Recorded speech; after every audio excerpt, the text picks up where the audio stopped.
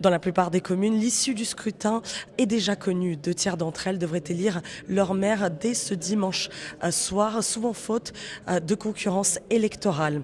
Mais dans les plus grandes villes, la bataille reste ouverte et s'annonce explosive pour le second tour dimanche prochain. Par exemple, à Paris, c'est le candidat socialiste Emmanuel Grégoire qui arrive en tête devant la candidate de droite Rachida Dati selon les premiers résultats. Et à Marseille, la situation est encore plus tendue lors de ce premier tour avec le maire sortant du PS et le candidat du RN qui sont au coude à coude. Ça veut dire que dans plusieurs de ces villes, les alliances vont être décisives pour le second tour.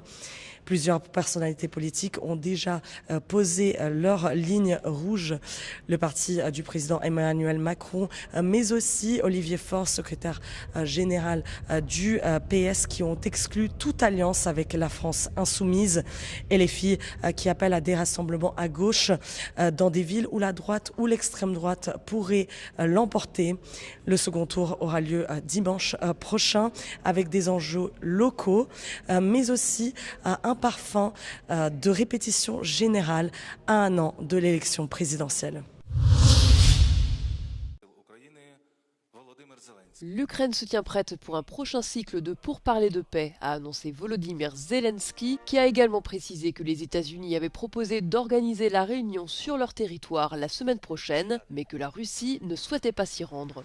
Plus tôt cette année, des pourparlers de paix ont été initiés aux Émirats arabes unis avant d'être suspendus à la suite de frappes conjointes menées par Israël et les États-Unis contre l'Iran à la fin du mois de février.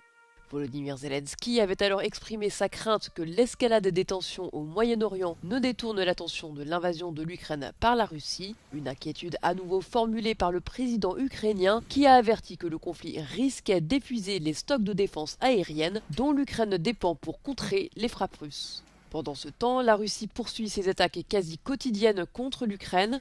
Au cours de la semaine dernière, Moscou a lancé plus de 1700 drones, 1500 bombes aériennes et un peu moins de 100 missiles sur le territoire ukrainien, selon Volodymyr Zelensky.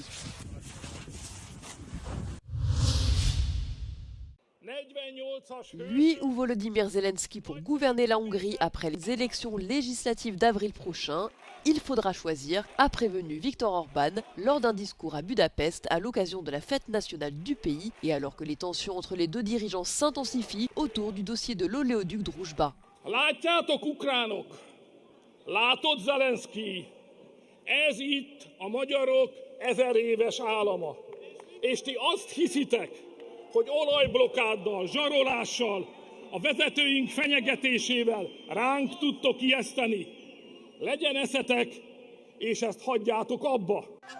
Peu avant ce discours, des dizaines de milliers de personnes ont défilé dans le centre-ville lors d'un événement baptisé Marche pour la paix, organisé en soutien au gouvernement. A Kossuth térre bevezető úttól mindössze 1 kilométerre gyülekeznek a Tisza szimpatizánsai. A mai nap legfontosabb kérdése, hogy a békemeneten lesznek többen, vagy az ellenzéki nagygyűlésen. Magyar Ádám, Euronews, Budapest. La Hongrie fait partie de l'Union européenne et de l'OTAN, a martelé Peter Magyar, président du principal parti d'opposition, lors d'un discours à Budapest à l'occasion de la fête nationale du pays et à l'approche des élections législatives prévues en avril prochain.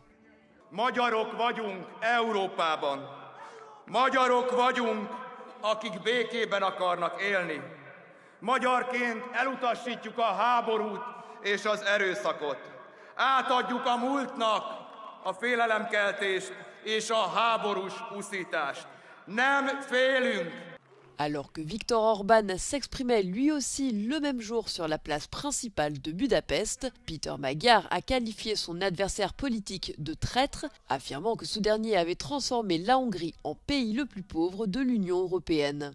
Le leader du parti de centre-droit et pro-européen Tisza a également commémoré la révolution hongroise, déclarant que tout comme en 1848, les Hongrois réclamaient une égalité devant la justice et un partage plus équitable des responsabilités au sein de la nation.